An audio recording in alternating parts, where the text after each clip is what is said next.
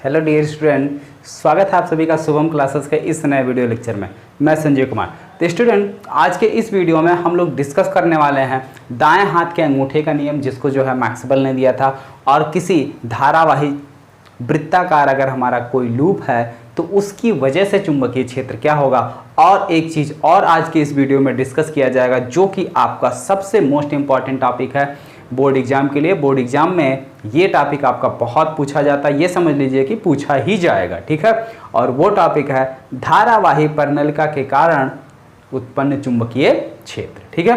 तो आइए स्टूडेंट, जैसे कि मैंने कल के वीडियो में भी आप लोगों से कहा था कि चुंबकीय क्षेत्र की दिशा जो है निकालने के लिए मैक्सवेल ने एक नियम दिया था, जिसको हम लोग बोलते हैं दाएं हाथ का नियम या दाएं हाथ के अंगूठे का नियम, ठीक है। उसको आज हम लिखवा देते हैं, आप लोगों को डिस्कस कर देते हैं कि ये है क्या।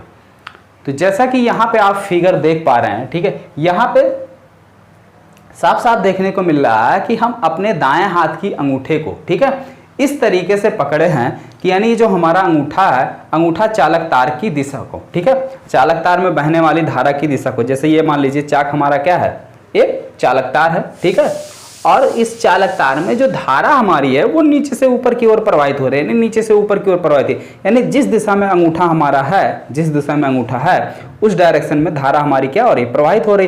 तो ये चारों जो उंगलियां हैं ये जिस डायरेक्शन में मुड़ रही, इस डायरेक्शन में मुड़ रही, यानी ऐसे मुड़ रही। कैसे मुड़ रही? ऐसे मुड़ रही। तो इस चालक तार के चारों ओर जो उत्पन्न चुंबकीय क्षेत्र होगा, उस चुंबकीय क्षेत्र की दिशा जो है इसी तरीके से होगा जिस तरीके से हमारी उंगलियां जो है इस चालक तार के चारों ओर मुड़ रही, जैसा कि यहाँ आप साफ साफ फिगर में आपको देखने को मिल रहा होगा। क्लियर है? तो चलिए इसको लिख लेते हैं। क्या लिखेंगे? यदि हम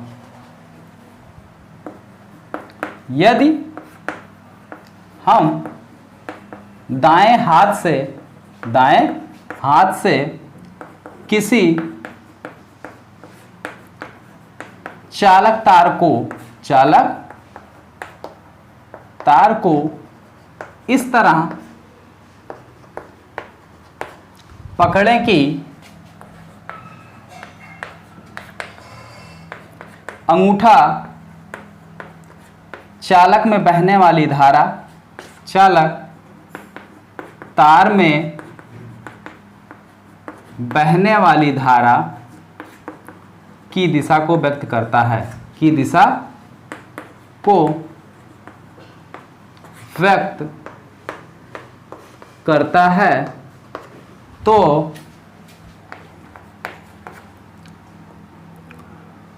अंगुलियां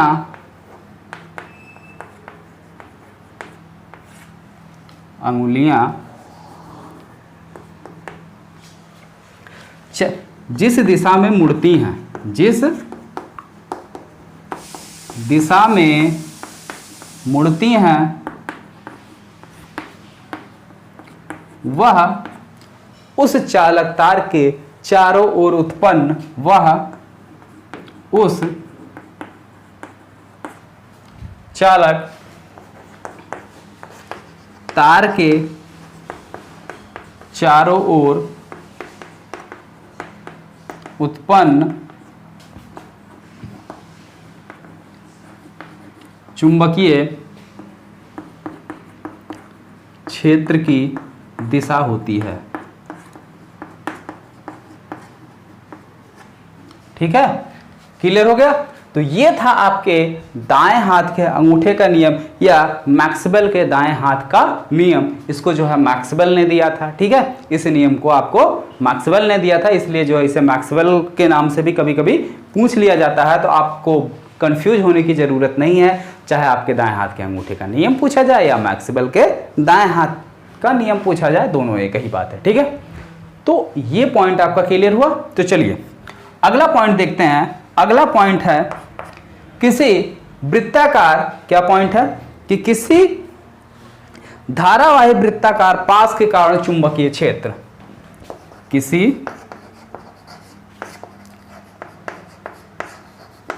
धारावाही वृत्ताकार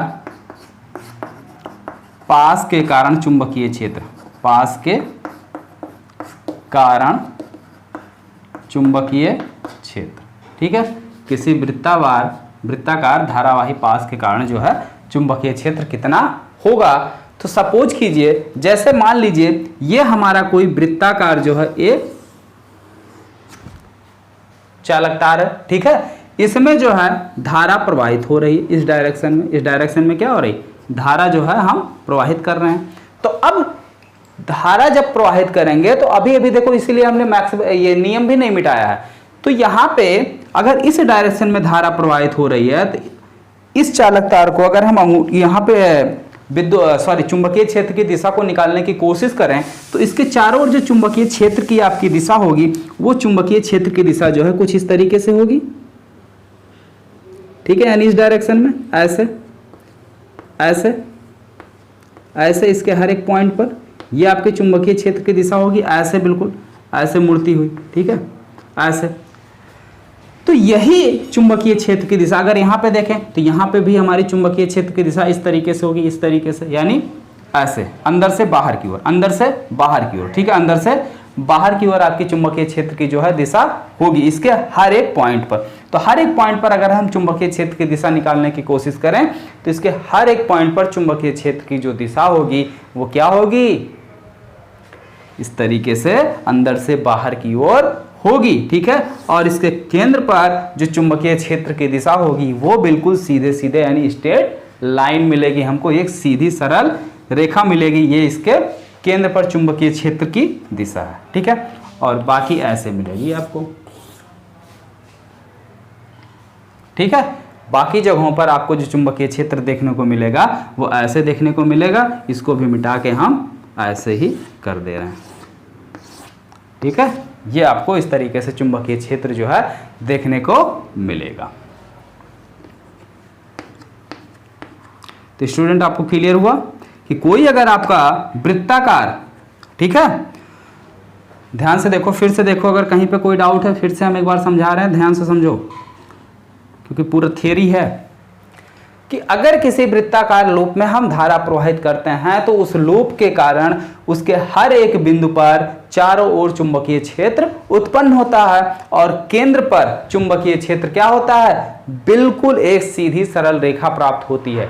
और एक चीज हमने ये भी पढ़ा है कि अगर किसी चालक तार से हम जैसे जैसे दूरी बढ़ाते जाएं, यानी चालक तार से दूरी का मान बढ़ाते जाएं, तो चुंबकीय क्षेत्र का मान घटता जाएगा। यानी जो चुंबकीय क्षेत्र इसके चारों ओर मिल रहा है वृत्ताकार, उस वृत्त का रेडियस क्या होता जाएगा, बड़ा होता जाएगा। ऐसे रेडियस क्या हो जाएगा, वृत्त की त्रिज्या यानी रेडियस बढ़ती जाएगी। क्यों बढ़ती जाएगी, जैसे चालक तार से हम दूरी आगे बढ़ाते जाएंगे यानी बढ़ते जाएंगे, तो चुंबकीय क्षेत्र जो है वो चालक तार की दूरी पर डिपेंड करती है। और कैसे डिपेंड करती है, इनवर्सली प्रोपोर्शनल होती है। दूरी बढ़ेगी तो चुंबकीय क्षेत्र घटेगा, ठीक है।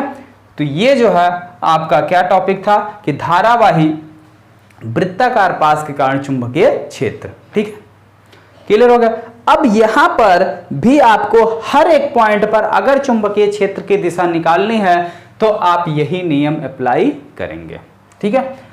यहां पर भी यही नियम अप्लाई करेंगे, या एक और है पेंच का नियम, पेंच का नियम, ठीक है। फिलहाल पेंच का नियम आपके सिलेबस में नहीं है, तो पेंच का नियम अगर आपके सिलेबस में नहीं है तो बता, एक बार ध्यान दे लीजिए, वैसे सुन लीजिए, क्या है जानते रहिए, हो या ना हो, ठीक है। हाँ, हमें पता है जो चीज़ सिलेबस में नहीं रहेगी ना उसको जानने की बहुत ज़्यादा इच्छा होती है तुम लोगों की। अरे सर बता दीजिए, चलो बता दे रहे हैं। अगर हम किसी पेंच को ऐसे लगाएं और उसको ऐसे कसने की कोशिश करें, यानी जो पेंच का नोक है, पेंच का जो नोक है, वो पेंच की नोक अगर विद्युत धारा की दिशा को व्यक्त करती है, यानी पेंच का जो नोक है वो क्या कर रहा है, विद्युत धारा की दिशा को व्यक्त कर रहा है, तो पेंच को हम जिस डायरेक्शन में घुमाएंगे वो हमारी क्या होगी, चुंबकीय क्षेत्र की दिशा होगी। जैसे ये पेंच है, इसको ऐसे हम क्या करेंगे, इधर क्या हो रही, धारा हमारी बह रही है, इधर हमारी क्या धारा बह रही, तो इसको पेंच को हम कैसे घुमाते हैं, ऐसे घुमाएंगे ना, कसने के लिए ऐसे घुमाएंगे। तो यानी देखो जिस डायरेक्शन में घुमाएंगे ये हमारी चुंबकीय क्षेत्र, इस डायरेक्शन में घुमाएंगे तो ये हमारी चुंबकीय क्षेत्र की दिशा होगी, ठीक है। तो चाहे आप पेंच का नियम लगा के जो है चुंबकीय क्षेत्र की दिशा निकाल लेना, और चाहे इस नियम से जो आपको इजी पड़े, लेकिन अगर एग्जाम की बात आए तो आप लिखोगे ही, पेंच का नियम नहीं लिखोगे, ठीक है। चलिए आगे बढ़ते हैं अगले पॉइंट की तरफ। अगला पॉइंट आपका क्या है कि परिनलिका में प्रवाहित विद्युत धारा के कारण चुंबकीय क्षेत्र। परिनलिका में प्रवाहित, तो हेडिंग लगाओ, परिनलिका में प्रवाहित विद्युत धारा के कारण चुंबकीय क्षेत्र। तो परिनलिका जो है ये हमारा एक दंड चुंबक की तरीके से काम करता है। परिनलिका देखना है किसी को कि परिनलिका होती कैसे है, दिखा दें? चलो ठीक है, दिखा देते हैं। तो चलिए ध्यान दीजिए, परिनलिका में प्रवाहित धारा के कारण चुंबकीय क्षेत्र। तो देखिए परिनलिका होती क्या है कि एक हमारी खोखली पाइप होती है, ठीक है, एक खोखली अचालक पाइप होती है, यानी उसमें अगर धारा हमारी प्रवाहित नहीं थी, उसके ऊपर क्या किया जाता है, तार लपेटा जाता है कुछ इस तरीके से, ठीक है। देखो इसके अंदर एक खोखली पाइप दिख रही है, हालांकि पाइप काफी आपकी छोटी है, तो इसके अंदर जो है ये देखो, ठीक है, इसके अंदर एक खोखली पाइप लगी हुई है और इसके ऊपर तार को ऐसे लपेटा जाता है, चाहे हम पास पास लपेटे या कुछ दूरी पर लपेटे, जैसे कि यहाँ पे आपको देखने को मिल रहा, थोड़ा बहुत हमने दूरी ले रखी है, ठीक है। तो इस तरीके से लपेट दिया जाता है और लपेटने के बाद ये हमारी परिनलिका जो है बन के तैयार हो जाती है। ये होती है हमारी धारावाही परिनलिका। अब ये धारावाही परिनलिका हमारी छड़ चुंबक की तरीके से काम करती है, यानी छड़ चुंबक की तरीके से व्यवहार करती है। इसके चारों ओर चुंबकीय क्षेत्र की दिशा जो है ठीक उसी तरीके से मिलती है जैसे कि यहाँ पे आपको देख रहे हैं एक छड़ चुंबक का चुंबकीय क्षेत्र जिस रूप में मिल रहा, उसी रूप में आपकी एक धारावाही परिनलिका का भी चुंबकीय क्षेत्र यहाँ पे देखिए मिल रहा। तो यानी छड़ चुंबक और धारावाही परिनलिका का चुंबकीय क्षेत्र बिल्कुल एक जैसा होता है। छड़ चुंबक में भी हमारा उत्तरी ध्रुव और दक्षिणी ध्रुव होता है और धारावाही परिनलिका में भी हमारा उत्तरी ध्रुव और दक्षिणी ध्रुव होता है।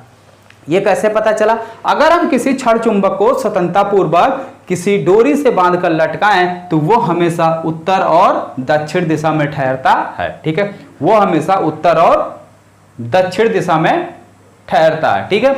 लेकिन ठीक उसी तरीके से अगर हम किसी परिनलिका में धारा प्रवाहित करें और इसको स्वतंत्रता पूर्वक क्या करें, लटका दें, ठीक है, ये मान लो किसी भी डायरेक्शन में है और इसमें स्वतंत्रता पूर्वक इसको हम बांध कर लटका दिए हैं किसी धागे से और इसमें धारा प्रवाहित कर रहे हैं, तो ये भी तुरंत घूम के उत्तर और दक्षिण दिशा में ठहरता है और जो सिरा इसका उत्तर की दिशा में ठहरता है वो इसका उत्तरी ध्रुव कहलाता है और जो दिशा इसका दक्षिण की तरफ ठहरता है वो इसका क्या कहलाता है, दक्षिणी ध्रुव कहलाता है, ठीक है। तो क्लियर हुआ, धारावाही परिनलिका, ठीक है, के कारण आपका जो चुंबकीय क्षेत्र होगा वो कैसा होगा, धारावाही परिनलिका के कारण उत्पन्न चुंबकीय क्षेत्र बिल्कुल दंड चुंबक की तरीके से उत्पन्न चुंबकीय क्षेत्र की तरह होता है, ठीक है। यानी धारावाही परिनलिका के अंदर चुंबकीय क्षेत्र रेखाएं एक दूसरे के समांतर और सीधी होती हैं, ठीक है। अंदर जो चुंबकीय क्षेत्र की दिशा होगी वो दक्षिणी ध्रुव से उत्तरी ध्रुव की ओर होगी और बाहर जो है धारावाही परिनलिका के बाहर चुंबकीय क्षेत्र जो होगा वो हमारा उत्तरी ध्रुव से दक्षिणी ध्रुव की ओर होता है, बिल्कुल ठीक दंड चुंबक की तरीके से। तो पॉइंट क्लियर हुआ। 1 2 शायद 3 लेक्चर और लगेगा ये टॉपिक आपका, यानी ये चैप्टर पूरी तरीके से कंप्लीट होने में। हालांकि इस चैप्टर में आपका कोई भी डेरिवेशन अभी तक नहीं मिला है, शायद आगे भी कोई डेरिवेशन नहीं है, बिल्कुल आपकी पूरी थ्योरी है, ठीक है। जो भी डेरिवेशन है आपको अगली कक्षाओं में यानी क्लास 12 में पढ़ने को मिलेगा। क्लास 11 में आपका विद्युत चुंबकीय प्रेरण या विद्युत धारा के चुंबकीय प्रभाव का कोई चैप्टर नहीं है, ये चैप्टर आपको मिलेगा इलेक्ट्रोस्टैटिक्स में, ठीक है। और इलेक्ट्रोस्टैटिक्स जो है आपके पार्ट है क्लास 12 का। ओके स्टूडेंट, तो आज का जो लेक्चर था ये आपको अच्छे से समझ में आया होगा और फिर मिलते हैं अगले वीडियो में इसके नेक्स्ट लेक्चर के साथ। अगर आपको वीडियो पसंद आया हो तो वीडियो को लाइक कीजिए और अगर आप चैनल पर नए हैं तो चैनल को सब्सक्राइब कीजिए और साथ ही बेल आइकन का बटन भी दबाएं जिससे आपको हमारी आने वाली हर एक वीडियो का नोटिफिकेशन मिलता रहे। और एक बात, अगर किसी को कहीं भी कोई डाउट हो या कोई भी टॉपिक आपको समझ में नहीं आता है तो बिना किसी डर के निडर हो गए कमेंट बॉक्स में सीधे पूछ लिया करो कि सर ये टॉपिक एक बार फिर बता दीजिए या सर एक बार समझा दीजिए, हमको ये टॉपिक समझ में नहीं आया है, हम उस टॉपिक को फिर से आपको एक बार रिवाइज करवा देंगे, ठीक है। हालांकि पूरा चैप्टर कंप्लीट होने के बाद भी हम आपको एक एक चैप्टर फिर से रिवाइज करवाएंगे और उसके बाद उसका फाइनल चार्ट बनवाएंगे। हालांकि फाइनल चार्ट जो है शुभम क्लासेस का बहुत ज़्यादा फेमस है, ठीक है। तो फाइनल चार्ट से आपको बहुत मदद मिलेगी बोर्ड एग्जाम में। तो चलिए मिलते हैं अगले वीडियो में, तब तक के लिए शुभ रात्रि।